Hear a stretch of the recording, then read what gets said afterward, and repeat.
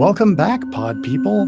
Today, my guest is Pierce Berolzheimer, the writer, director, and one of the producers of the creature feature Crabs, which came out, I think, the year before last in 2021, and has been just taking the world by storm, it seems. You were just telling me about how it's doing incredibly well in Japan. Yeah. Thanks for having me on. We released in Japan. We released in the U.S. Last year, 2022, but we had like our festival premieres in 2021, and then this year was like the big release that we had was in Japan, and it's been really cool to see the movie actually get accepted. There's a big kaiju fight at the end of the movie, and seeing the movie get accepted by a Japanese audience has been pretty cool. Yeah, I can imagine that's very validating. So you mentioned that there's a big kaiju fight, and I was thinking of this as a creature feature. The movie it reminded me most of is, I think, the 1980 Humanoids from the Deep. Mm-hmm. And it seemed like sort of perhaps mashup is selling it a little short, but like it contained elements from a lot of different classic sort of monster movie genres. The name Crabs with an exclamation point really reminds me of like Them and all those 1950s science fiction movies where it's just like, for some reason, this ordinary animal is giant now. Yep. And where giant can mean like human-sized, or it can mean 50 feet tall, all sorts of things. And so I was wondering if you could talk a bit about the inspiration for the movie and your experience with those things that I can see, as predecessors of Crabs. Yeah, totally. Well, I think mashup is actually probably a pretty good word to describe the movie. That was the intention. I mean, the intention was really to. I thought maybe I would only have one chance to ever make a movie, so I took all of the elements of all the movies I would want to make and just put them into one. So it really is like I wanted to have all of the different types of monster movies in one thing, and then I had to find a story reason to tie them all together. So like I wanted to have like arachnophobia, gremlins, critters, little dudes running around, right? The fun little mischievous monsters, and then I wanted to do like the Velociraptor in Jurassic Park, Alien, Pumpkinhead kind of second stage monster. And then I wanted to end with this ridiculous sort of, Pacific Rim, Godzilla, Power Rangers kind of fight. And somehow thematically and tonally keep all that consistent throughout. But there was, getting the leaps of logic necessary in order to tie those things together was one of the hardest parts of the writing process, and getting the story to work was like, I knew the elements that I wanted, and then I needed to tie them together. And so some of that is tied together with like, duct tape and fishing line. But I think that kind of helps the tone too, because we ended up leaning a lot heavier into a comedic tone instead of a serious horror tone. And part of that was just that, we knew that like the final fight was not actually there was nothing scary about that. So we had to sort of transition away from horror into comedy in the process of making the movie. Yeah. All right. That makes sense. I think that kind of, a kaiju can be legitimately scary. Oh yeah. King Kong and the original, all the really old kaiju movies, and more recently for another like sort of transitioning from form to form kaiju movie is Shin Gojira, which I think that's one of the top 5 best movies of all time. I'm obsessed with Shin Godzilla. It's so good. It's amazing. And I don't know if this is true or not. This is an anecdote I heard from somebody in Japan, is that apparently the script was 300 pages long. And the director went to Toho and was like, "Here's the movie," and they're like, "Nope, you have to cut that down." He's like, "Can't make a 5-hour long Godzilla movie." Well, what he did is he didn't cut it. He just told all the actors to talk really fast. So apparently, it is a 300-page script. That's amazing. Just done very quickly, which is just incredible. I mean, the amount of substance to that movie is it's really incredible. I love that movie. Yeah, it is absolutely fantastic. If before I watched it, if you'd ever asked me if a movie where Godzilla is CGI and not a guy in a suit could be arguably my favorite Godzilla movie, I would have said you're crazy. Yeah. But now it's between that and the original. Yeah, agreed. Me too. I also love Destroy All Monsters, but for completely different reasons. Oh yeah. I mean, and Destroy All Monsters is great. Biolante is really good for like the sort of tragic doomed love thing. Yep. There's a lot of great movies. There's really hardly any stinkers in the Godzilla filmography. So you brought up Humanoids from the Deep. Yeah. I don't know if this is an anecdote I've told a couple times, but I don't know if you know it or not. But so where they filmed that was in Fort Bragg, California, and Mendocino, California, where we filmed Crabs. We filmed it in the same town, but there's actually an island that they built in the middle of the river that they used as the set for that movie called Dolphin Isle, and then they turned it into like a retirement community, like it's now where people live. And we filmed on the same river, so the river where the two brothers live. Right around that bend is Dolphin Isle, where they filmed Humanoids from the Deep. And there's one drone shot we got specifically of Dolphin Isle, so I could, in the commentary, be like, "Hey, this is where we filmed Humanoids of the Deep," or where they filmed Humanoids of the Deep. Yeah. Yeah, don't want to accidentally give the impression that you were responsible for that. No, no, wow, no, I had no idea. I'd never heard that. Building an entire island seems crazy. Wow, that's some Dubai level shit there. Yeah, it is. So, so Crabs is clearly a modern movie. A lot of, but like you say, it's got all of these sort of homages and things it's taken from older movies. And something I've noticed is that a lot of modern movies that do that sort of thing then try to look like an older movie. They'll do like a fake film grain, or like just make it a period piece and have the actors wear like old timey outfits, where old timey means like the 50s or the 80s or whatever. Tell me a bit about the decision to make everything be like modern day. So I wanted to make a movie that you couldn't really tell when it was from. I mean, the most indicative, the two things that kind of really give away the time period of the movie are there's a Game Boy in the beginning of the movie, and the character's driving a 1965 Mustang. So that the movie takes place at least after, like, the Mustang is kind of the oldest car in the movie, so it's later than 1965, and it's that he's playing a Game Boy Color, so it's like past 1993. But we didn't want to have, like, I really didn't want any cell phones in the movie.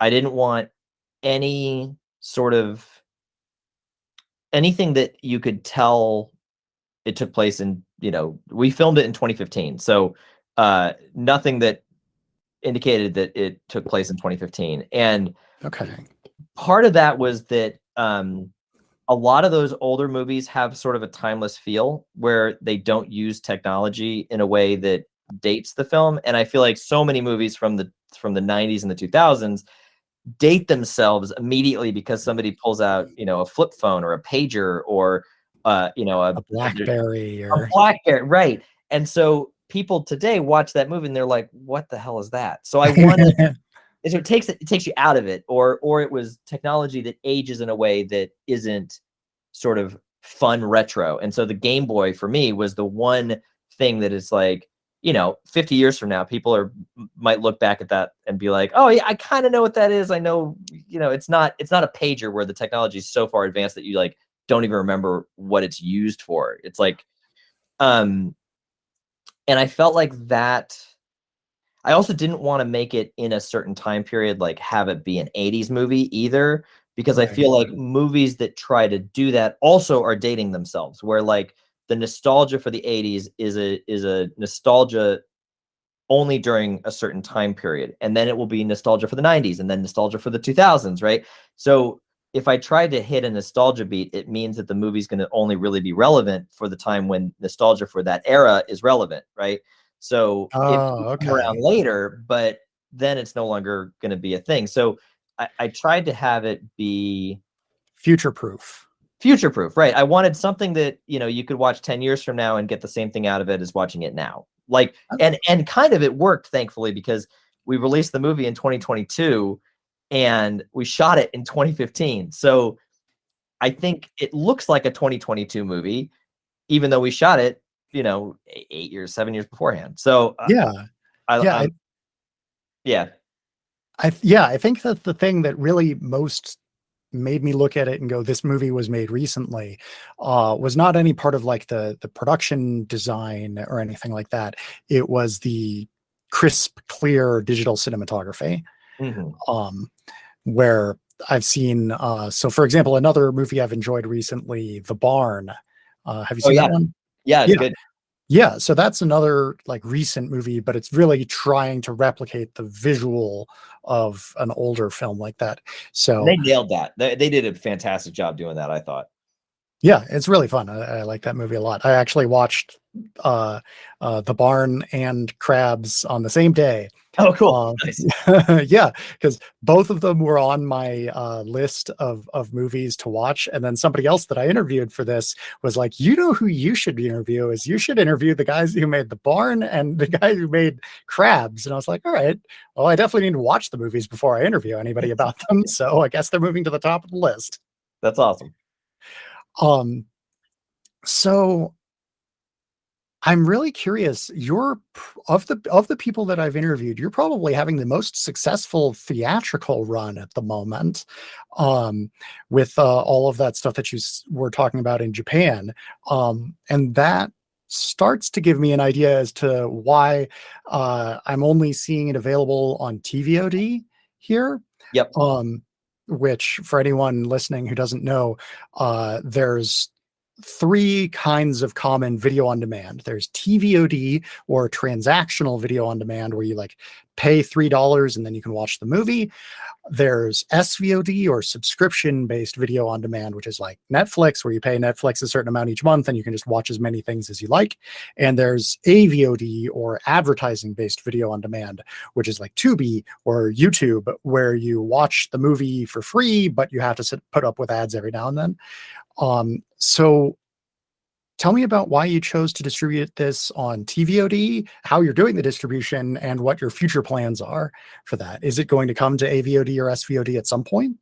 Yeah, this has been my whole life for the last 9 months, basically, is trying to figure out how to distribute the movie. So we premiered in 2021. To a great reception. We went to Fright Fest in London, and it was amazing. We got to be on a big IMAX screen opening night. It was like, wow, this is like more than I could have ever imagined for the initial push of the movie. Wait, it was on a legitimate IMAX screen? Was it filmed? Yeah, like an actual IMAX screen, and it looked good. I mean, so you're talking about photography. Our cinematographer is just spectacular. He did a really incredible job. And so yeah, it's looked great on the IMAX screen. So then we released a trailer, a little clip the day before the premiere. And while I was in the screening, it went viral. And I came out of the screening and somebody came up and was like, you know, you're at 1.2 million views. I'm like, oh my God, no way. That's crazy. And then over the next like 2 weeks, we got 14 million views on our clip. And so I'm thinking, okay, we just had this amazing premiere. You know, we're going viral. Like this is gonna put us in a great position for distribution.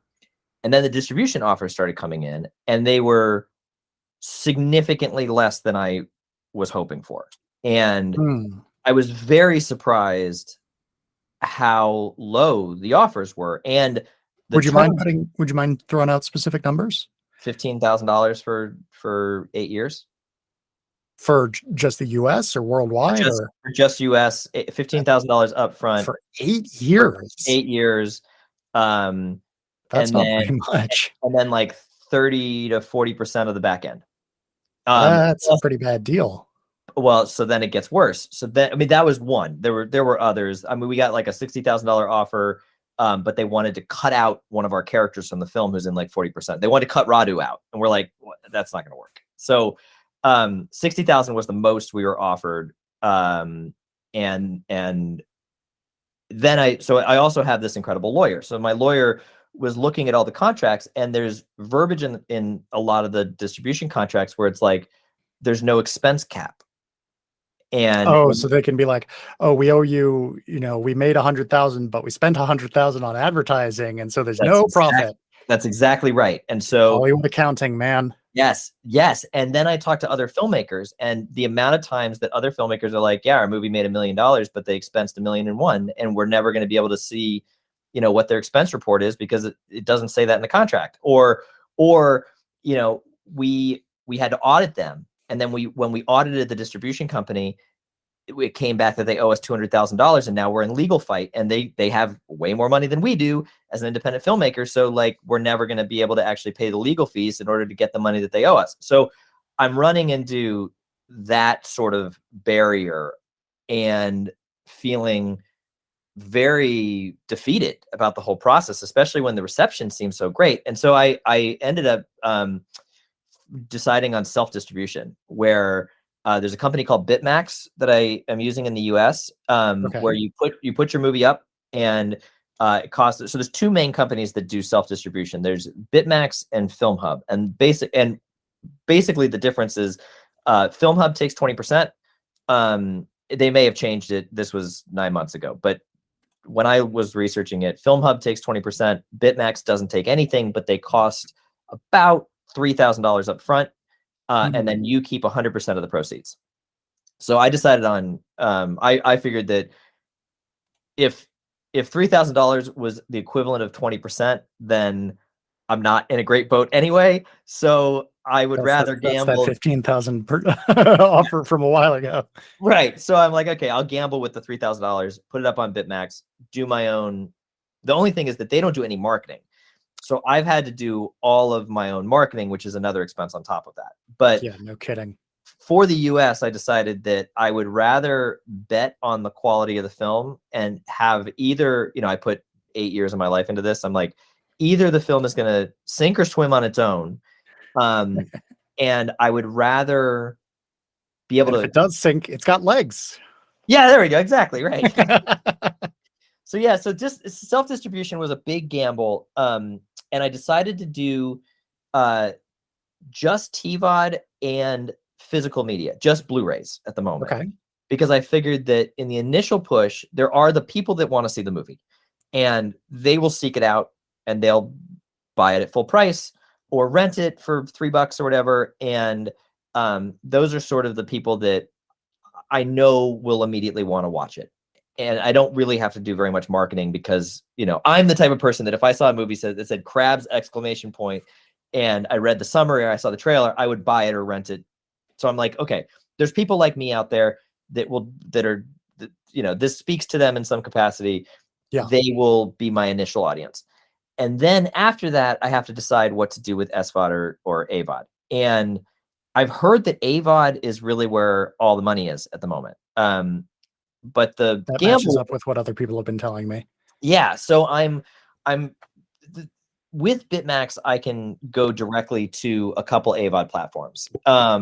There's also some SVOD opportunities that I might have, but those are timed exclusive. So I basically would release on the SVOD and not be able to release anywhere else. So I'm in the middle of marketing the movie right now, and I really want to hit sort of as many people that are willing to buy the movie from me directly first, because that supports me and making more movies more than going to AVOD or SVOD will. Then that if I can make some money that way, I'll continue to do that, because that really is the only way as an independent filmmaker I think that I'll be able to continue doing this, is if I'm able to pay back my investors. And it seems like the only way to do that is to have people sort of pay me directly. Otherwise, there's going to be a distribution company or a streaming company that's making all of the money, and then I may or may not see anything. And yeah, I don't really see a future for independent filmmakers if they have to continue to use gatekeepers, because oh, go ahead. Well, I was going to say, are you counting like Bitmax and FilmHub as gatekeepers? No. Or No, because they take anything. There's the only gatekeeping they do is the quality control. Yeah, Because like literally, is it the right resolution and aspect ratio and frame yeah, rate and all that sort of questions? yep, which Okay. are actually not their gatekeeping. It's iTunes and Amazon and Google's gatekeeping, because you have to that's basically what they do. They just QC it to make sure that it'll pass inspection when Yeah. it's delivered. Yeah. So sorry, go ahead.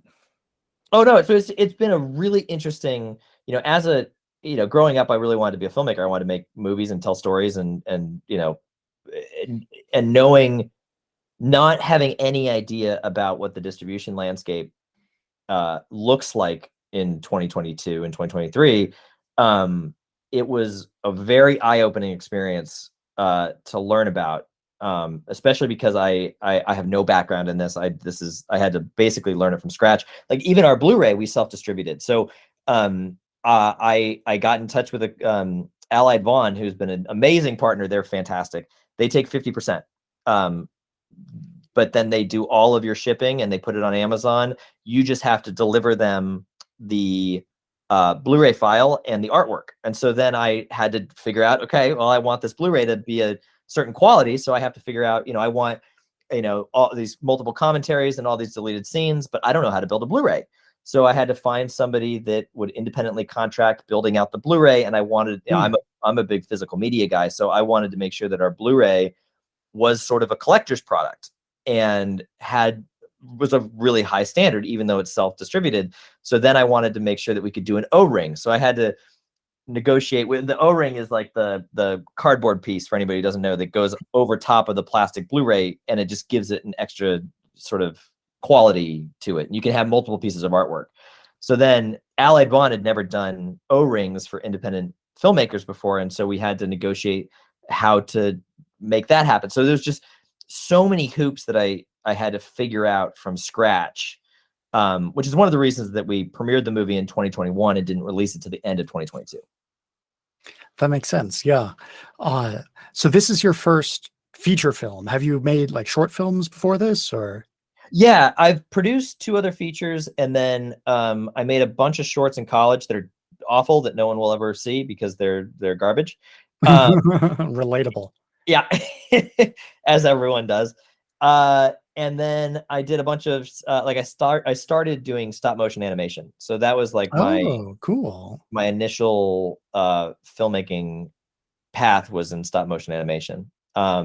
Which is why I wanted to make Crabs practically, is because I really like the tactileness, like looking at something and it being a real thing and not being either done with CGI or like I like the props and the physicalness of stop motion. Yeah. So how much of it was physical and how much of it was CGI? Because there were definitely parts where I thought looked like CGI, but also quite a lot that I thought was practical.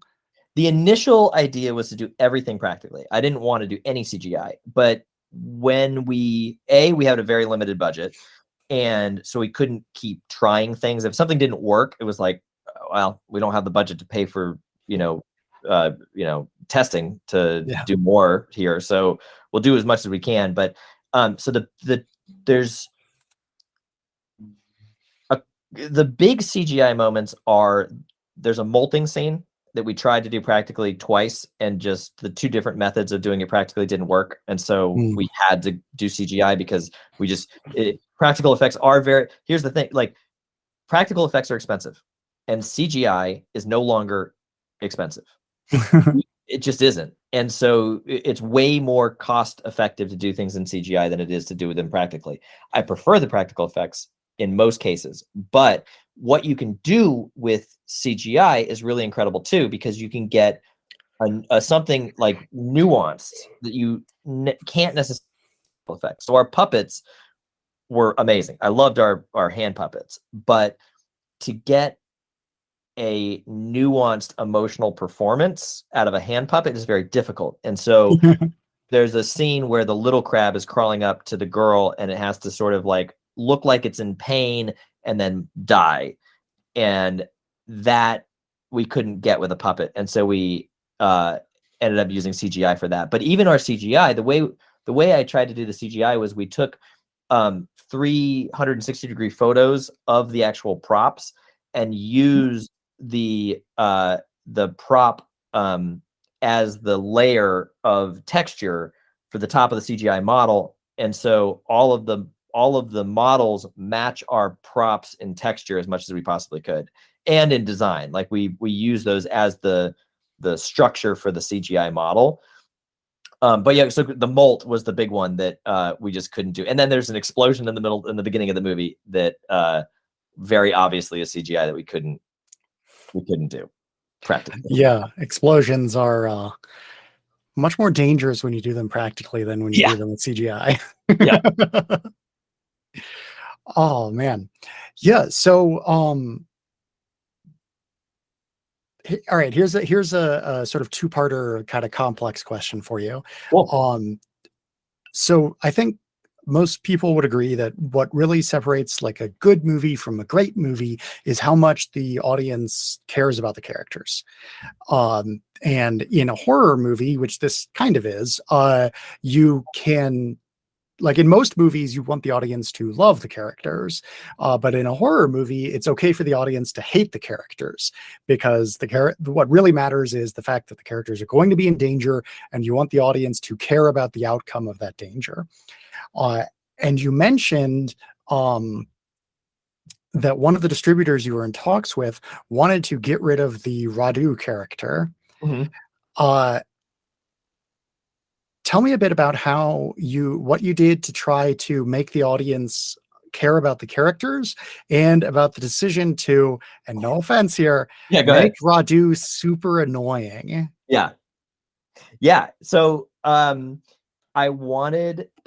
Radu is the most complex character in the movie in terms of my intention behind Radu. I was trying to do a lot with that character. Part of what I wanted to do with Radu is, there is a trope in horror movies specifically where the other character, the character that either doesn't look or act or appear like the other characters in the movie, is the first one to die. And I wanted to subvert that expectation by having the character you thought was going to die end up being one of the heroes. And Radu, I needed to make him annoying in the beginning so that people thought he's the first one to go, because we want him to go. We want him to die, right? You kind of, everyone expects. I even have the scene where like you think Radu dies in this scene, and then he comes back later. And I wanted to kind of play with this character that is annoying in the beginning, but ends up being one of the main heroes at the end. And part of the reason why is that I love acting that goes over the top, like Billy Madison or Ace Ventura, or like any of those very ridiculous, over the top, more than human kind of comedies from The Toxic Avenger.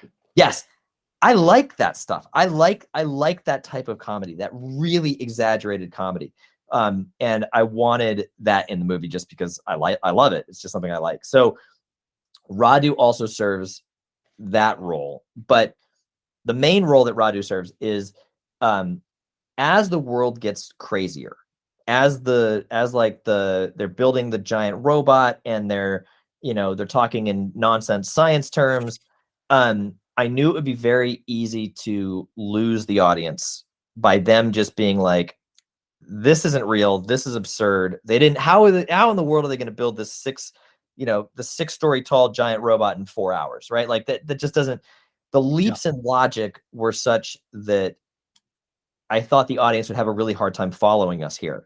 And so there's sort of a shift in the movie where, in the beginning of the movie, Radu is the most ridiculous aspect of the movie by a long shot. He is the exaggerated element. And if anything is taking you out of the movie, it's Radu. And then by the end of the movie, Radu is the one that is the audience, where the rest of the characters have kind of gone to Cloud Cuckoo land, and Radu is the one who's going like, they're not going to believe you. This is insane. Do you really think this is a good idea? Like, and so I tried to do a switch where when all the rest of the characters sort of started going to crazy land, Radu becomes the voice of the audience. Interesting. So there's a lot going on with that character that, and it's really been really interesting to see how it seems like 50% of the people think that Radu is by far the best part of the movie. He makes the movie. And then 50% of the people think he is the worst thing that anybody's ever seen. And they compare him to Jar Jar Binks.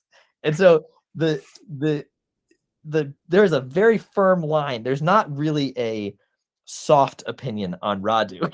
It's either like we love him and he's the best thing ever, or we hate his guts. Yeah. I wouldn't go so far as to say he's like the worst thing I've ever seen, but I am definitely on team. Not your favorite. Not a fan of Radu. Yeah, fair enough. Again, 50% of people hate him. That's really interesting. I'm curious how that's going to, like, I assume that you want to keep making movies. Mm-hmm. I'm curious how that sort of reaction, like, was that what you expected? What are you learning from people's reaction to Crabs that you're going to take into your next film? I'm never going to make everybody happy. You know, I think with Radu, good. Yeah, that's true. It is not like everybody has their own tastes, and this movie is such a scattershot of different things that like it is 100% me and what I like, and even now after seeing the movie 1,000 times, like I still laugh at Radu. And so if I'm finding it funny, then I just know that there's other people out there like me, and there's also people that think that type of humor is just not funny. Which is totally fair. Like there's things that I like. For the longest time, it took me forever to get into The Office. Like everyone loved The Office, but I just never got, like, I just didn't click with The me. Office. Huh? I can't stand The Office. I couldn't for a long time. I just watch it and I get it now, and I do really enjoy it. But it was years before I actually like got The Office. So I understand, like, going into other movies, I think the reception for Radu is not entirely surprising because he is the most exaggerated, like either you love him or you hate him element of the film. But I think finding that there are people that love him was validating to me in a way that, like, okay, I know that there's nothing else in the movie that's made me realize more that tastes are totally completely subjective, where like I really can't I cannot please everybody, and trying to please everybody would just not work. And I think I would actually just have more confidence in trusting that there will be people out there that either love it or hate it, and not to get super wrapped up in whether people hated it or not. Like, yeah, that's a very healthy attitude. Yeah.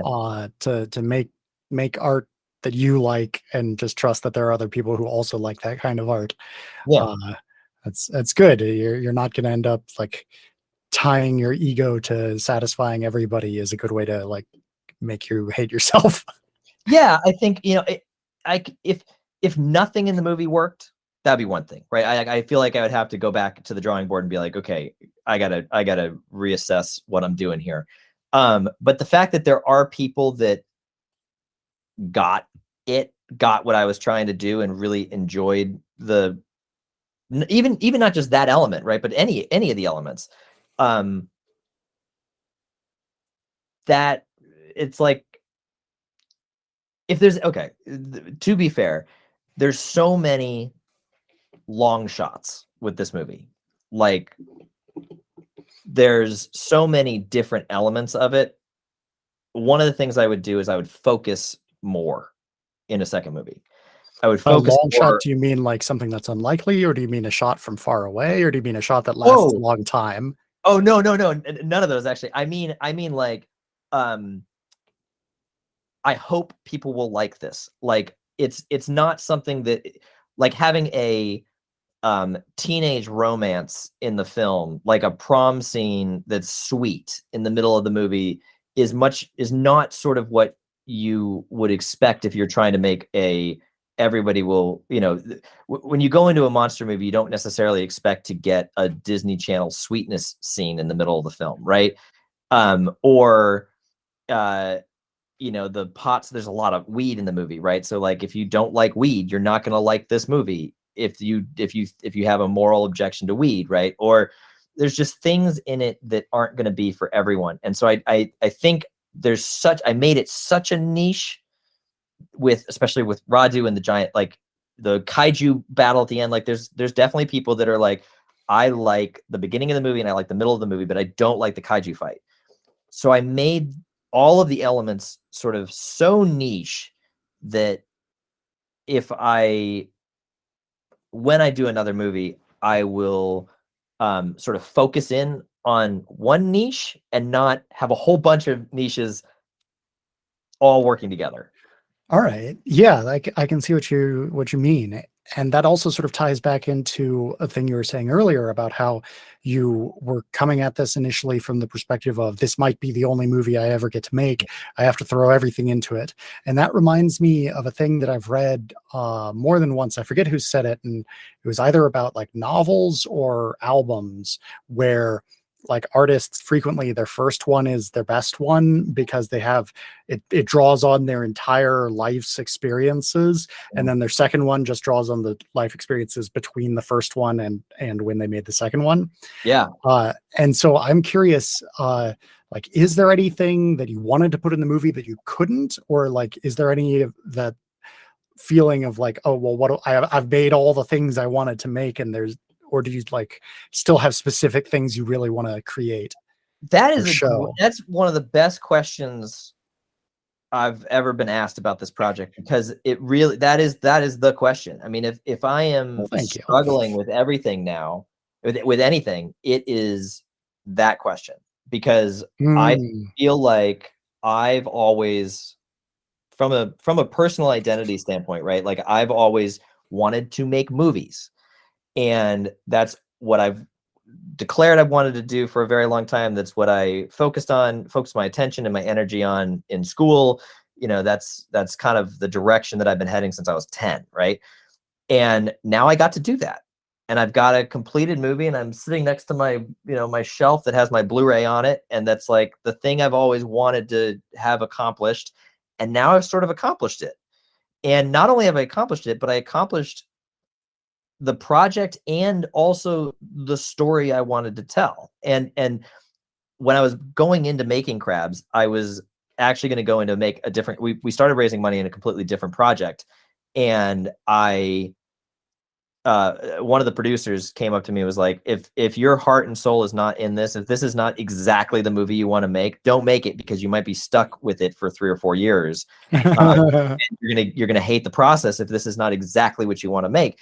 And so we actually threw it out, and I'm like, actually, what I really want to make is this Crabs movie that I never intended to show anybody. Like the goal was to make enough movies so that I would have enough ability to make the movie I really wanted to make.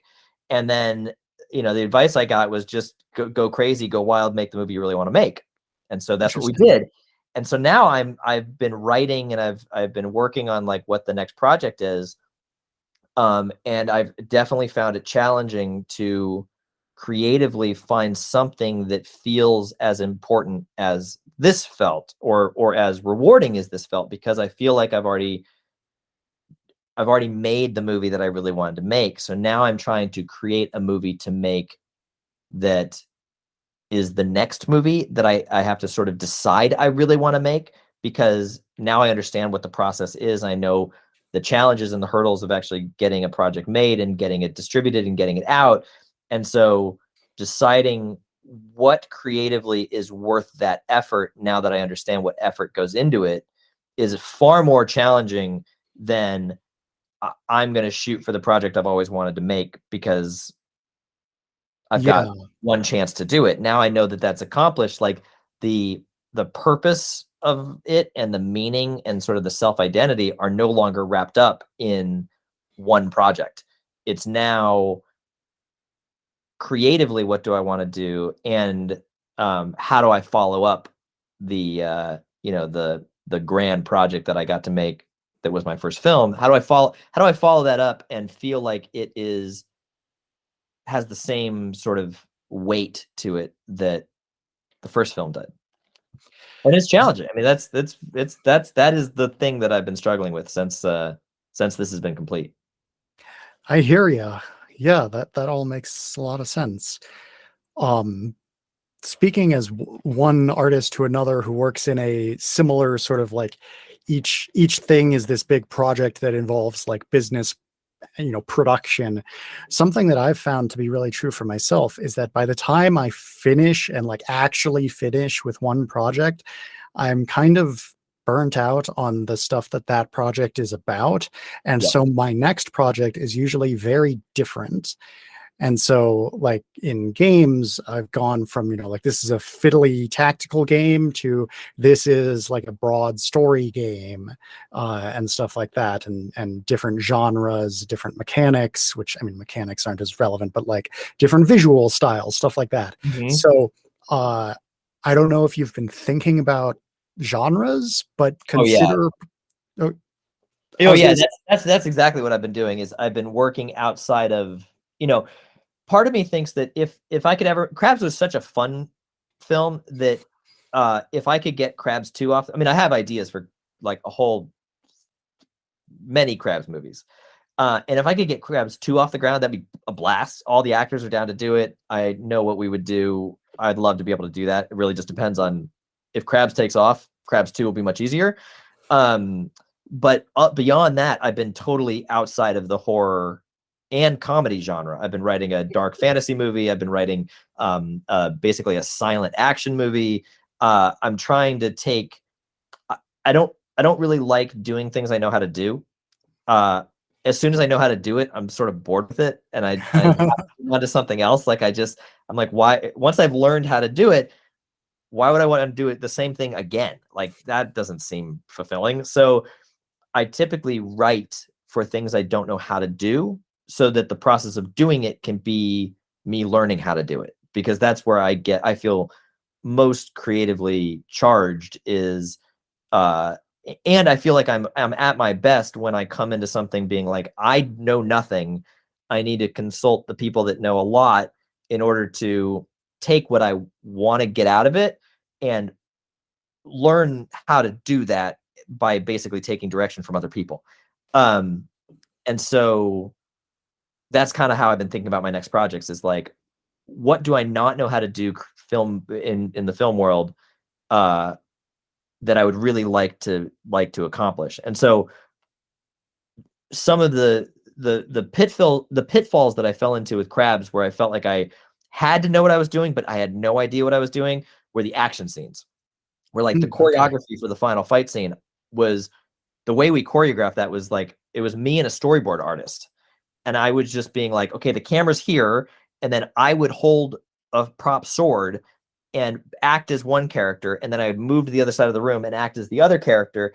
And then be like, okay, well, if the camera is here, what would that look like as like, can we draw that? And so I choreographed that scene, but I'm not a fight choreographer. Like I've never done that. I don't know. And so that fight scene is basically just me not knowing what I'm doing. And I would really like to learn how to do a fight scene. And so one of the movies I'm writing is basically it's like I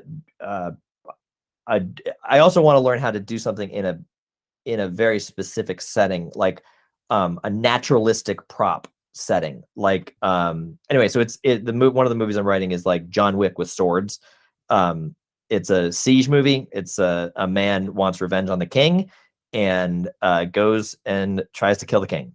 And it's very simple, but what I would want to accomplish is I want to execute a very simple concept as well as I possibly could and learn as much as I possibly could about how to execute fight scenes. And so that it's a very big jump from Crabs, which is one of the things that I find so interesting about it. Yeah, that's really interesting. Trying to avoid sort of the things that I know how to do, like dialogue sequences, and try to tell a story with very little dialogue in it, and use camera techniques and blocking in order to tell the story instead of relying on exposition and dialogue, which is what I did with Crabs. Cool. Yeah. Yeah. I guess the one thing I would say there about if you're doing a John Wick thing is I've been thinking, because they just announced, stuff about John Wick 4. I've been thinking about the series again. I loved the first one, but I'm not a huge fan of the second or third ones, and Yeah. I can precisely articulate why. I'm curious. Yeah. So in the first one, it's John Wick versus all of them are John Wick versus a bunch of dudes. And in the first one, the bunch of dudes are like competent killers that if you or I were to fight them, we would like lose very fast. Yeah. But then it's just that John Wick is like a million times as competent as you could ever expect anyone to be, but he's still like a normal human. He's just a normal human who's trained a huge amount and knows exactly what he's doing at all times. And then in the second and third ones, John Wick is an immortal superhuman who's fighting the stormtroopers from Star Wars. Yeah. Yeah. And that's not very satisfying. Yeah. Agreed.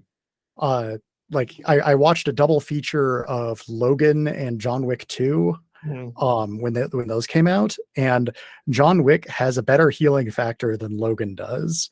Oh, yeah, for sure. 100%. Yeah. Like he gets shot in the gut and he just sleeps it off. Yeah.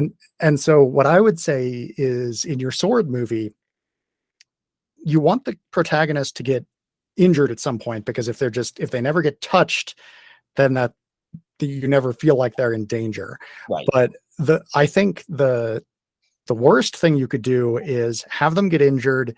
Well, the worst thing you could do is never have them get injured. Second worst would be have them get injured, but then immediately recover and they're totally fine.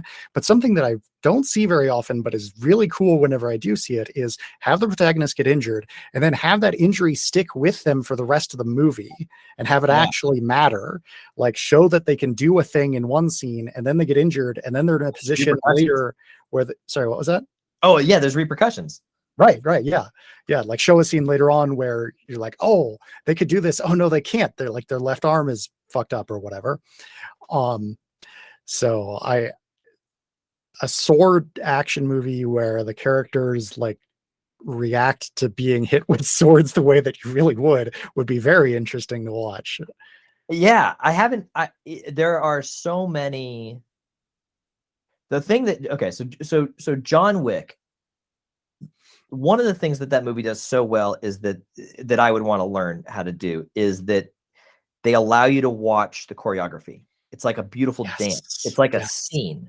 The mise en scène is just flawless. It's amazing, especially the first one.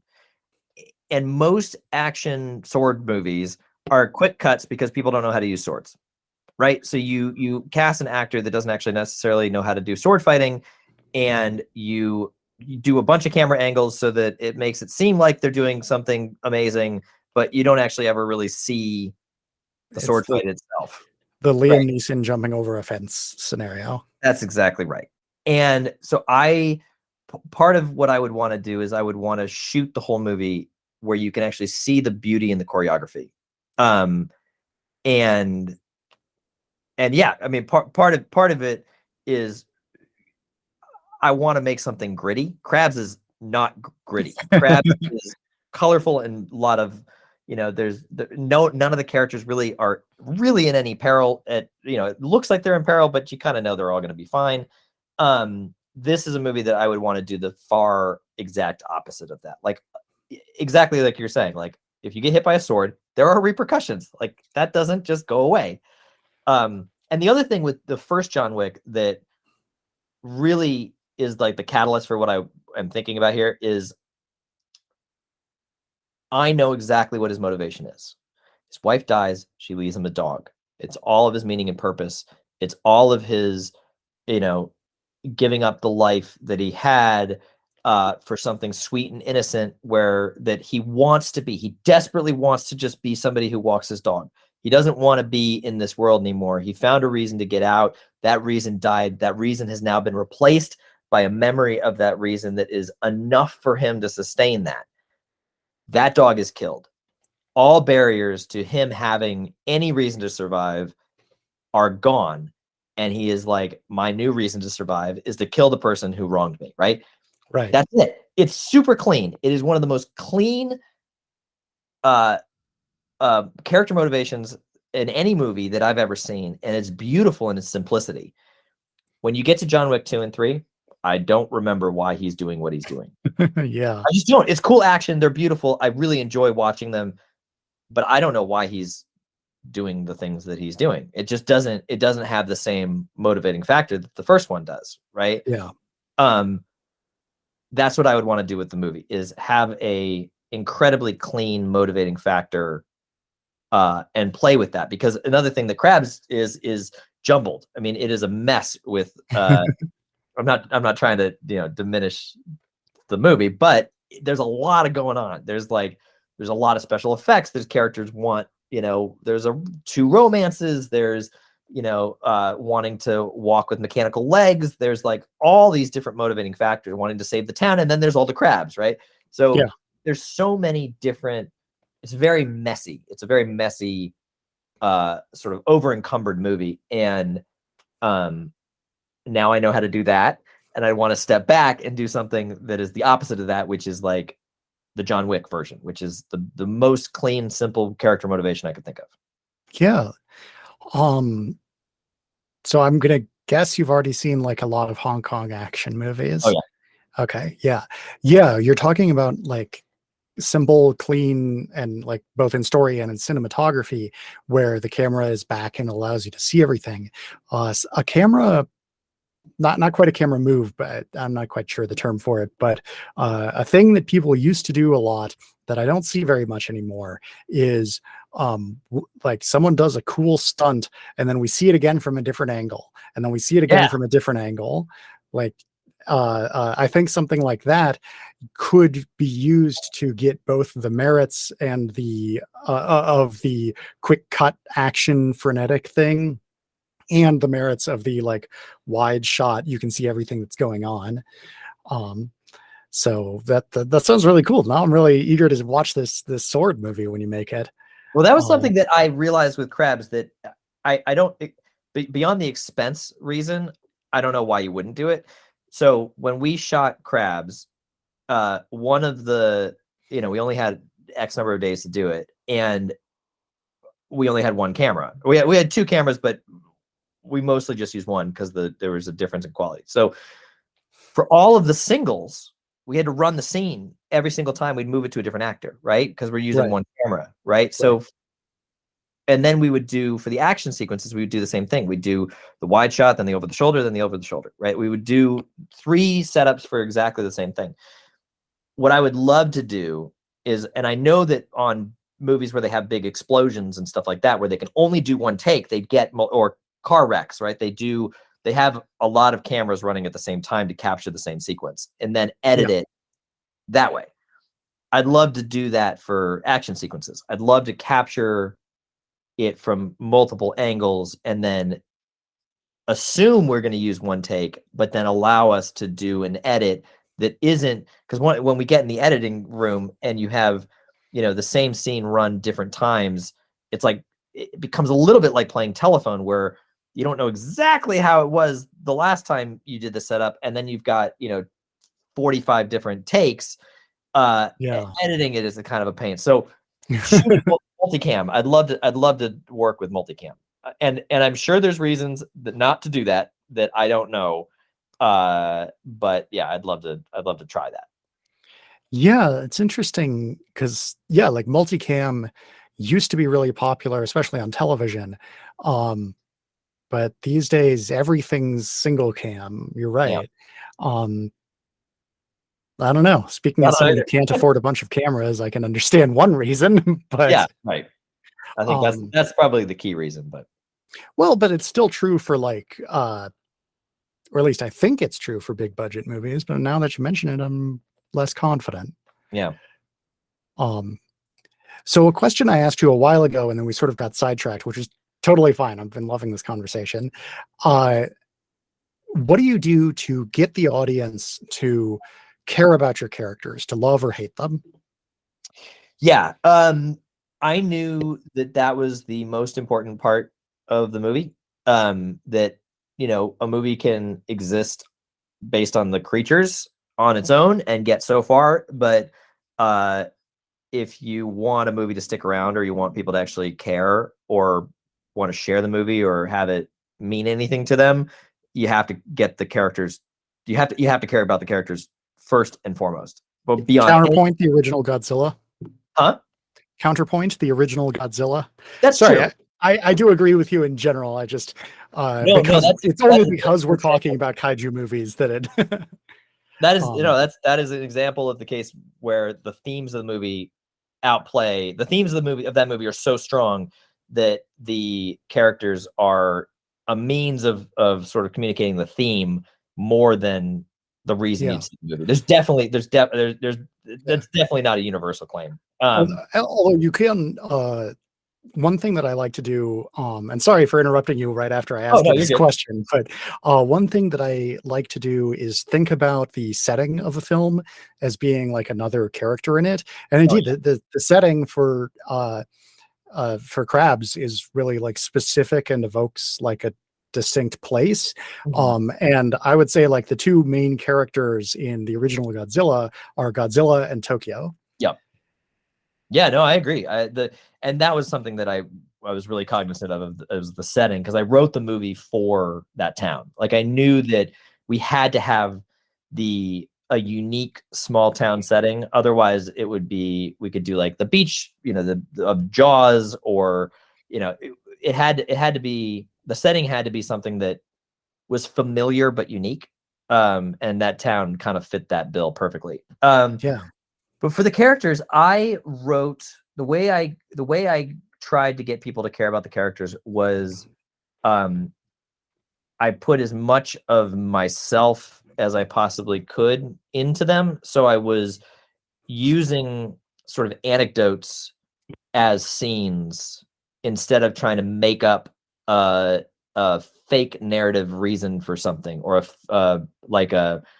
this is screenwriting, right? Like, these are the beats. So I tried to put things that have either happened to me or stories that people have told me into the film as much as I possibly could, or character traits of people that I know into the film to give it a sort of an authenticity, even if that was to the detriment of sort of a narrative structure. So the brothers, the older brother and the younger brother, have very little conflict, and I could have made more conflict, but that felt sort of antithetical to the tone of the film, where the tone of the film, I wanted to have a movie where you liked all the characters and there weren't contrived conflicts. So there was a version of the script where, like, the brothers were at each other's throats because one of them blamed the other one for the death of their parents, and then you actually show we had backstory where you see how the younger brother got into a wheelchair, and the older brother had blamed himself for that, and the younger brother blamed him for the death of the parents, but the older brother blamed him for it was convoluted and felt like melodrama, and I didn't want any melodrama in the movie. I wanted the conflicts, even if they weren't high stakes conflicts, to feel believable to these types of characters. So, like, the older brother and the younger brother, their main conflict is the younger brother doesn't want to sell the property, the older brother wants to sell the property, and everything is based, all of their little, like, their tiffs throughout the movie are based on that. And yes, it's like my brothers and me would get, it would just be, I have older brothers and I have younger brothers, and so I tried to write the older brother from my perspective talking to my younger brothers, and the younger brother talking as my perspective talking to my older brothers. And then all right. I was like trying to think of it that way. And then the mom and the daughter, I was trying to think of, like, I have sisters too, so I was trying to think of like how my older sisters talk to my younger sisters and my younger sisters talk to my older sisters. And then the friend relationship, I would like the two of them, like, on maybe they're together but kind of not, but like that murkiness where it's not, they fall in love, there's conflict, they either get together or they don't. It's murky. Like, they haven't said anything yet, and it's just kind of this nebulous. We like each other, but no one's going to declare it just yet, but we don't know how to broach that. Like, I like that ambiguity. The ambiguity of it. I like it. Feels more natural and human than this is a movie. Here is act 1, act 2, act 3. And so I tried to do that. I tried to do act 1, act 2, act 3. I was going to say the structure seemed there. Like, yeah, I tried to do that with the overarching crabs element of the movie. Right. But then the interpersonal conflicts, I tried to have sort of be present, just like you walked into the lives of these people, instead of these conflicts hit narrative structure. So that okay, so the difference. Correct me if I'm wrong here, but I think the difference you're pointing at is that the more generic way to do it would be things are fine, conflict arises, conflict occurs, conflict resolves. Whereas the way that you were doing it is more conflict has already arisen by the time the movie starts, and we're just sort of watching it from a midpoint rather than okay, I see what you're saying. And so, and one of the things is that, like, the conflict between the characters, there had to be some conflict, right? Like, we couldn't open on the movie and just have it's hunky dory and all the characters love each other and there's no conflict in any of the scenes and everybody's great. Like, that just wouldn't work because that's not life. But the real conflict of the movie is the crabs, right? So I didn't want the conflict between the characters to overshadow the conflict of the crabs, because what I wanted to happen was, like, there are these conflicts between the characters, but when they're all up against the conflict of the crabs, these conflicts matter for nothing. And the characters band together despite those conflicts, and basically are like, they're no longer important. Like, that stuff is tiny compared to this bigger conflict. And so when they come together, hopefully it feels like they came together despite the conflicts for this larger purpose. And I'd say so. Feels human. And it feels relatable.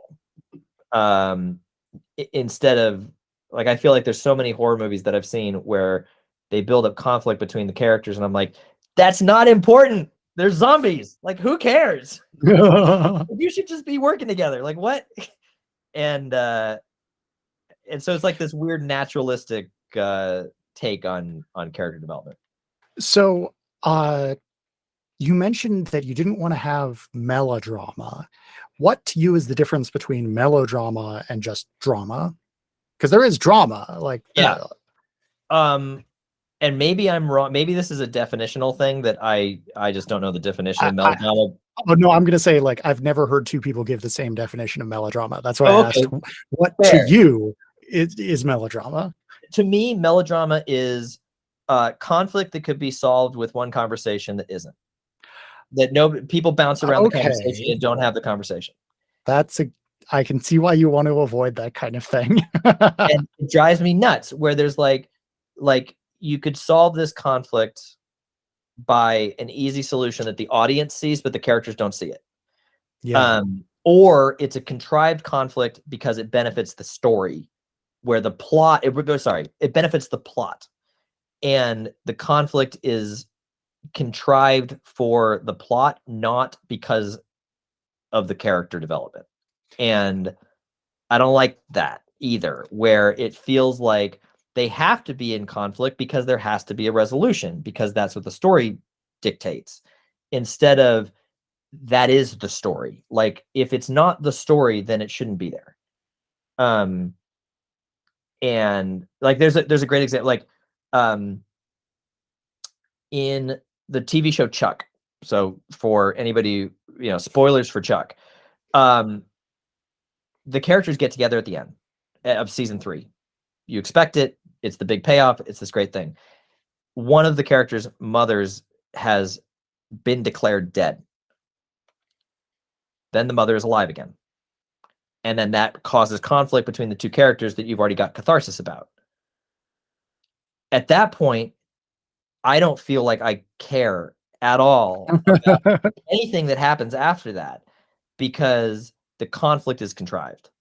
The conflict is there to progress the plot, not because the characters have conflict. And Okay. when I was writing this story, I was like, I could make the two brothers, really go at each other. And I could make, I had a whole thing where like, they're the ex-husband of the teacher, Maddie's dad, was still in the picture, and he was a bad guy, and the cop was investigating him, and there was like I had all of these conflicts that I was creating in order to sort of hit there has to be conflict and there has to be resolution. But they didn't fit the tone of the film, and they felt contrived because I was trying to create conflict to raise the stakes. And the more I did that, the more I felt like I was taking away from the crab's Crabs. Right. Yeah. Yeah. All right. That's really interesting. Cool. And that's, I think, the most, to use a businessy buzzword just because it's the only one that comes to mind, that's a very actionable definition of melodrama, where like it's easy to check whether a drama that you're writing is melodrama or not by going like, can I imagine a single conversation that would solve this? And I don't know if that's, I'm sure there's probably a technical definition for melodrama that maybe that's not correct, but that's how I think about it. Like, if these two characters could solve this with one conversation that the audience member has in their head during the movie or the TV show, then I'm completely taken out of it. I don't like it. Yeah. Yeah. Like, according to Wikipedia, the melodrama is like drama that doesn't come from the characters, sort Oh, of paraphrasing, drama written at the expense of characterization. But okay. which, I mean, I get that. I don't think we will find a single definition of melodrama that actually covers all of the actually useful and interesting ways that people use the word. Yeah. I think people use it to mean drama I don't like. Yeah. Oh, totally. That's exactly. And then the interesting question is, okay, it. what is, go into why it is that you don't like this specific kind of drama, because everyone will give you a different and interesting answer for that. I might have to start asking people about melodrama. This is the first conversation I've had about that on this show. That's a good question. I bet it would be rare, unless somebody is a absolute expert at screenwriting and storytelling. I imagine most people's definitions would be slightly different. Oh yeah. Yeah, so the main character, or at least the person I perceive as the main character, the kid in the wheelchair, I really liked his performance. And up until the whole like artificial stimulation of the legs plot came up, I thought that guy really was in a wheelchair. Like, I thought the actor, like, because he has really skinny legs, and they like I've known people in wheelchairs pretty frequently. They have really skinny legs because they never use those muscles. Yeah. So tell me a bit about how you found like the cast and crew for this, as a third time producer, first time director. Yeah. So as a producer, did you already have experience doing things like casting and hiring crew? I had a little bit of experience hiring crew, not really casting, but a little bit of experience hiring crew. So Dylan Riley Schneider, who plays Philip in the movie, the kid in the wheelchair, so before we got to set, that was something that I was really concerned about, was having a person not in a wheelchair portray somebody in a wheelchair convincingly, because that is a very specific type of motion and movement that you have to get right, otherwise it's not going to sell the illusion. So I've known people in wheelchairs. The character's based on my uncle, who had muscular dystrophy, and I wanted to make sure we did that right. And so I watched videos on YouTube about, watching people move, and was thinking about like directions that I might give to the actor, in order to get that performance. And Dylan got to set, and I didn't give him a single note on his physical performance the entire time we were on set. He is just a expert at what he does. And he was on the Disney show Kicking It, which is it's like a karate show. He already had a decent amount of like a very good amount of physical acting training. And he just nailed it every single take. That was something that I was really concerned about in the beginning, and I didn't have to give him one note on his physical performance. It was That's just fantastic. so good. But yeah, the casting was, some of the characters were incredibly easy to cast, and some of them were very hard. So like for the crabs, we just cast every crab who showed up. Yeah, that's right. It's just the Maddie was, I think she was the only actor we saw for that role. We just saw her audition and that was it. It was like, she's the one. Same with Robert Craighead. He auditioned and we're like, oh, there he is. That's perfect. You're the one. But then Bryce was really challenging because he plays Hunter in the film, the older brother. His character had to be, I was looking for two things. I was looking for the leading man quality, like the Brad Pitt, kind of hero quality, but also a sweet innocence. And there are a lot of people that have the sweet innocence and a lot of people that have the leading man quality, but it is very hard to find somebody that has both of those things. And we probably saw 30 plus people for that role. And then we finally got like, there he is. That's it. That's exactly what we're looking for. Looking for a sort of Tom Holland or Orlando Bloom. Yep. That's exactly right. And that is hard to find. Like there are, and it probably just comes down to most casting is like, we're looking for the sweet guy and then there's the sweet guy, or we're looking for the action hero and there's the action hero. So people go into the auditions being one of those two, but it was really hard to find somebody who is willing to, there's a subtlety there that anyway, Bryce nailed it. And then Jessica was on my short list of people for the role. But I didn't even communicate that to our casting director. I just arrived, I got an email with the auditions, and Jessica just happened to also come in for the casting, and so it was like, oh, she's on our list. There she is. She did fantastic. She's the one. And then Radu was also very challenging because originally he was supposed to be 14. He was supposed to be very young, like the younger sibling of all these characters. That would have been a choice. Yeah, like make the main character that we want to die be the kid. Yeah, so that was originally the take, but it didn't work because part of what had to be the case with Radu is Radu could not be from anywhere. He could not, like, his country has to be made up. It can't be even a remotely recognizable accent. Like, he has to be unlike any accent from any part of the world, from anybody who's like English as a second language. Like Tommy Wiseau.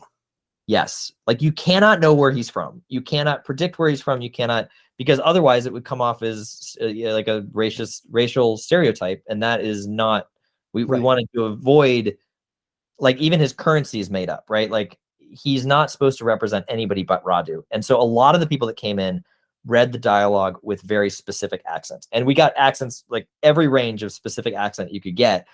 And that didn't work. So the casting agent was finally like, I've got somebody. He is not what you're asking for, but I think he's perfect. And so we saw Chase, who is a genius. And like, the second half of the movie also is Chase is ad-libbing for most of Radu's dialogue. And he, like, the song at the end of the credits, I just gave him carte blanche. I'm like, don't say anything pop culture-y that dates the movie, and don't say anything that is going to get us backlash, and gave him free reign otherwise. And he wrote that song and played the guitar, and that's the version that we have in the movie. So that's awesome. He's incredibly talented. So we rewrote the movie in order to have Chase play the character, basically. And then, I mean, there's all sorts of other things, like scheduling conflicts where Chase and Robert Craighead, who plays the sheriff, their schedules didn't overlap. And so we had to rewrite the movie to never have them in the same place at the same time. So there's a lot of rewrites that happen too, like during production, because of casting. It was interesting. Yeah. Cool. Yeah, so you mentioned wanting to pay back your investors. Mm-hmm. How much money did the movie cost, and how did you raise the money? I have my gut instinct is always just to be open about, the stuff, but I've been told not to for various reasons. It's under $1 million. Okay. Can you tell me the reasons? Significantly under $1 million. Yeah. Part of it is that if distribution companies or streaming companies or whatever know what your budget is, they know how much to offer you, because they know what you're looking for and what you'll take and what seems reasonable. If they and our movie is in a lucky position where it looks like it costs a lot more than it did, because of the quality of the artists and the quality of the actors and the quality of the cinematography and the quality of the, like, it looks like it costs more than the movie actually did. And so giving a firm number on it, I've been told by other producers, is not something I should do. But okay. Well, if it's any consolation, not many people listen to this podcast. Oh, well, yeah. But it's under $1 million. It's under $1 million. Yeah. For a frame of reference, for anyone who is listening to this, Humanoids from the Deep, the movie that we talked about a bit earlier, was made in 1980 for $2.5 million. So that's worth a fair bit more than $2.5 million nowadays. So getting a similar movie made for less than $1 million is a testament both to skills as a producer and to how inexpensive a lot of things have become, special effects, and you don't have to pay for literal film anymore. Yeah, that's a big one. That's like the biggest one, is filming digitally. It's amazing to me reading about the history of film and looking at, like, the very famous Robert Rodriguez's first movie, El Mariachi, was made for $7,000. Almost all of that $7,000 was buying the literal film. Yep.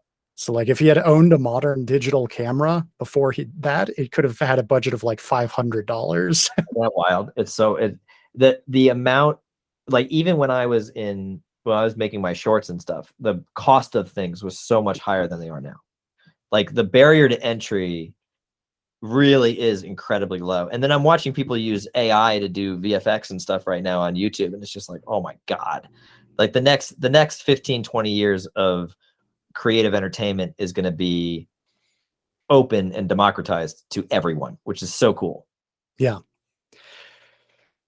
I'm planning on making just like a cheap slasher movie and stuff. I've been making some small shorts. Nice. And that's awesome. Yeah, thank you. And I keep thinking about, like, man, I could do these like special effects and stuff digitally for no money, and like but I'm like, but I want to splash fake blood on things. Like, fake blood's one of the nice things, that it's relatively cheap. It's just so the ending scene of the movie at the credits, where they're in the gym and there's the body parts all over the place. Oh God, that looks like a nightmare to clean up. That is where fake blood gets expensive, is the time to clean it up.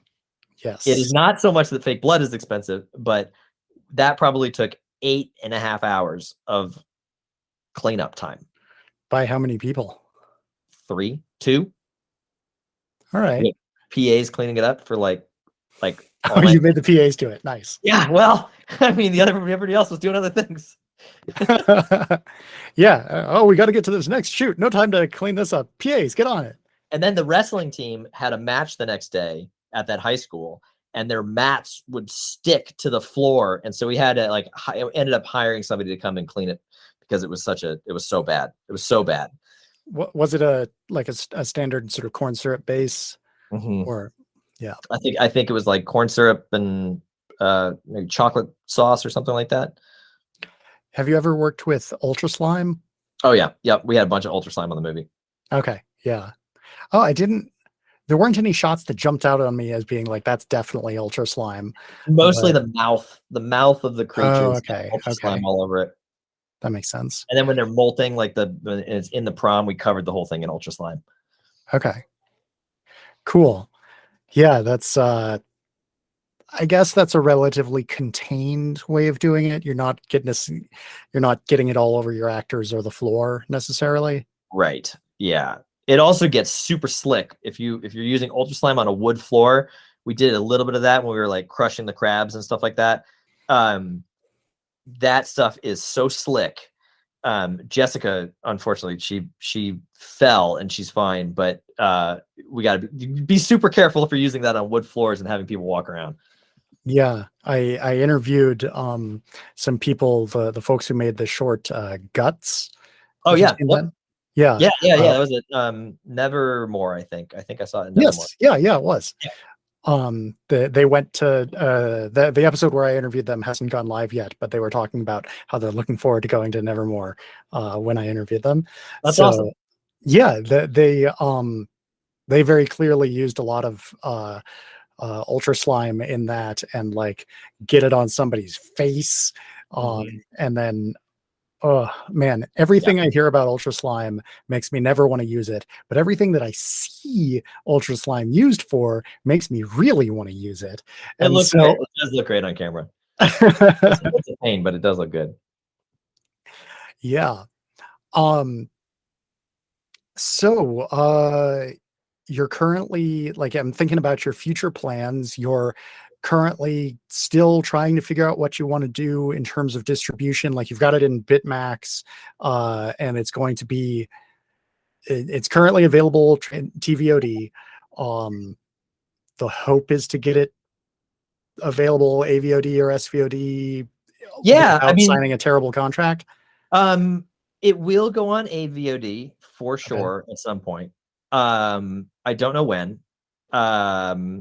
I think we're probably gonna just stick it out for TVOD for a while. SVOD, from a here's the thing I've realized. Let me back up for a second. Yeah, sure. When I love the idea of being in similar company, like getting the movie to a distribution company or onto a streaming service alongside other movies that I love. There's something sort of gratifying and um, uh, uh, it feels like I've made it, right? Like Yeah. I'm in the same camp as all the people that I admire, and so I've accomplished the goal, right? There's a Right. feeling of accomplishment. At the same time, I'm realizing that is only about my ego. But why else does anyone ever do anything, right? Well, yeah, but it really is, and I'm not sure that is a reason to do anything, because it may not actually serve me or my career or my investors by doing that. Because the idea of having the movie out in the wild, like the movie's out now.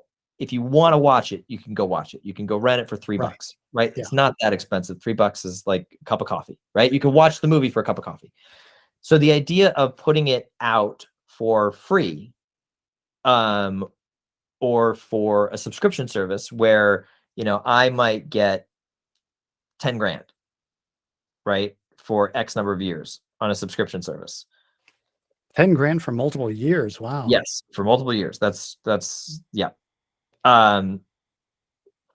Doesn't necessarily serve me other than the feeling of being like I've made it onto the platform that I want to be on.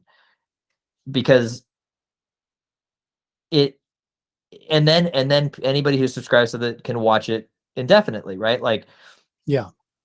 I am not sure, even though that's the way that the industry is, and that's the way it goes, and that's the expectation of an audience right now, is that they can just sign on to the thing they pay, $5 to $12 a month for, and then they get which I totally understand, and I do too. But from a creative, from a filmmaker standpoint, I'm not sure that my concern is that if I sort of do the expected model, I may not be able to continue making film. You won't be able to make enough money off of it. Okay. And so I kind of would rather, for the time being, leave it on TVOD, where at least I know that if people want to watch it, it's still out there, it's still available, and the money comes directly back to the filmmaker and the filmmaker's investors. Then just making it easier for everybody to see, because it is a niche movie, and like it may disappear on one of those platforms, and then I don't have any other source of making money on the film. So it's kind of like creators doing podcasts or having a Patreon, right? Like I feel like $3 to go watch the movie is not actually that expensive for the amount of time and energy that we put into it, and then letting somebody else have a cut of that for convenience sake doesn't, even though that is the trend of the industry, it just doesn't sit well with me at the moment. Although you are letting Amazon take a cut of that. Yes, but that is a necessary evil that unfortunately I have to deal with, and it's actually not as bad of a cut as I thought. It's a cut, but it's a relatively reasonable cut. Okay. So I don't actually know what their cut is off the top of my head. Like 20%. Okay, so that's the same as oh my god, why is it Film Hub? Right, but then it would be Film Hub takes their 20%, Amazon takes their 20%. Right, that's fair. So then it's just, and then if you go through a distribution company, right, they take 60%. Yeah, Amazon takes their 20%. Amazon's taking their 20% no matter what, right? So Amazon takes their 20%, then the distribution company takes their 60%, and then you see X amount. Right. And it's like, well, by that point, like you're getting literally pennies on the dollar. Yeah. So not having experience with this directly myself, but just talking about like what other people on the show have told me, it seems like milking TVOD for as long as you can, as long as it's actually providing a good return, is good. And then after that, they've gotten more success with AVOD than with SVOD. Yeah. And like when I think about streaming services where I would expect to see Crabs and like where other movies like Crabs are, Tubi is the first one that comes to mind. Yep, I've heard great things about Tubi. That keeps coming up, and the nice thing is that Bitmax has a distribution platform on Tubi, so I can, the moment that I want it on Tubi, I just literally check a box on a spreadsheet, and then it will be on Tubi. So it just is a timing thing. The movie will eventually live on an AVOD service. I don't know if that's 6 months from now. I don't know if it's 2 years from now. I'm just not sure exactly when and how it will. But eventually it will, once it's run its course with everybody that will want to watch the movie and pay for it, then I will start giving it out for free to some capacity. Yeah. And forgive me if I asked this already and just forgot, but like, since you said it's doing so well in Japan, how does the payment for that sort of thing work? Like, are you working with a Japanese distributor? We have so our sales agent is Raven Banner. They're based in Canada, and they do our world sales and Canadian distribution. And then anywhere that they haven't sold, I have distributed on Bitmax. So Bitmax is also international. So there's like, I self-distributed in the UK. There's a couple other countries that I've self-distributed in.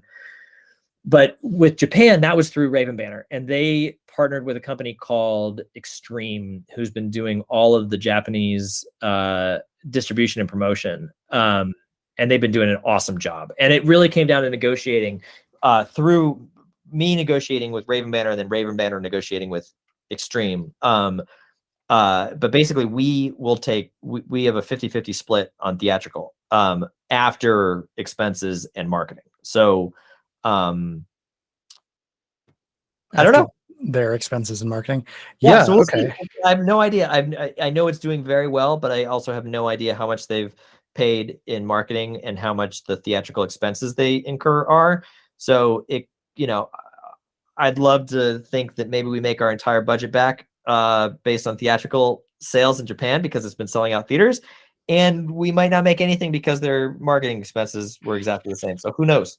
And that's part of the, the crazy part of this whole process is, as a filmmaker, you have even if your movie is seen by thousands of people, you have no idea how much money that actually will mean.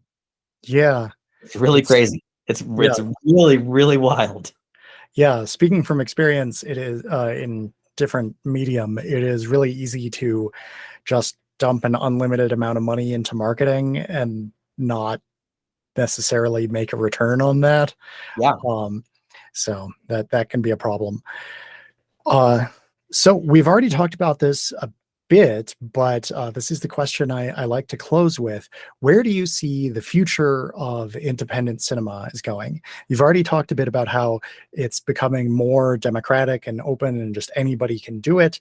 You talked a bit about how digital effects are becoming cheaper and cheaper and AI driven effects are about to do who knows what.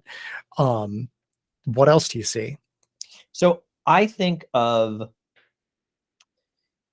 movies as like it's like a novel, right? Like there's short stories, there's novels, there's trilogies, there's 15-part epics, right? So the movie is just a form of storytelling that is based on a certain attention span and a certain story structure and a writing structure, right?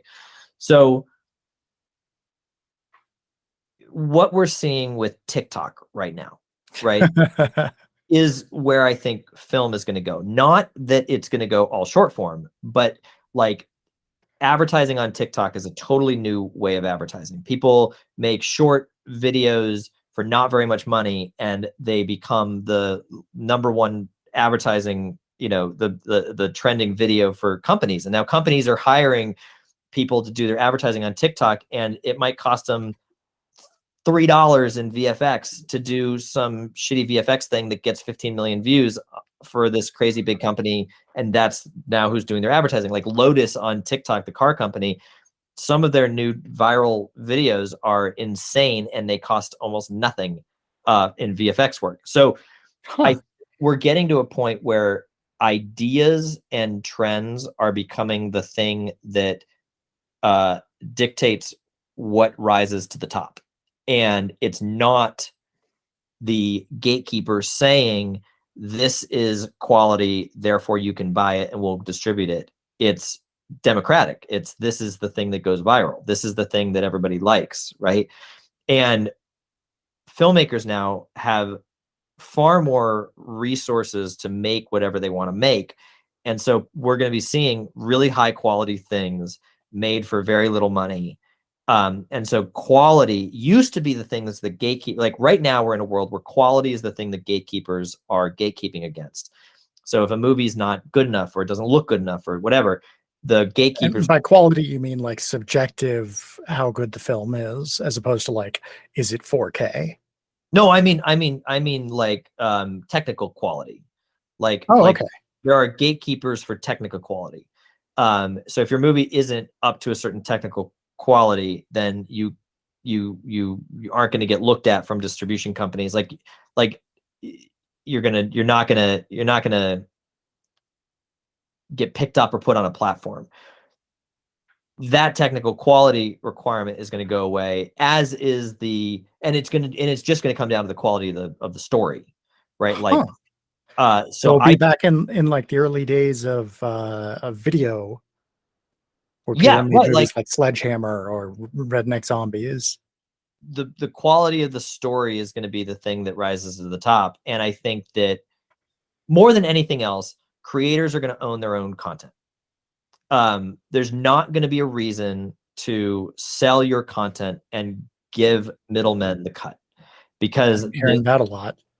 The thing that middlemen used to do was provide you a platform, and now you don't need a platform. Now there's TikTok, now there's Instagram, now there's, you can put your movie on Bitmax and it costs $2,000, right? Like $3,000.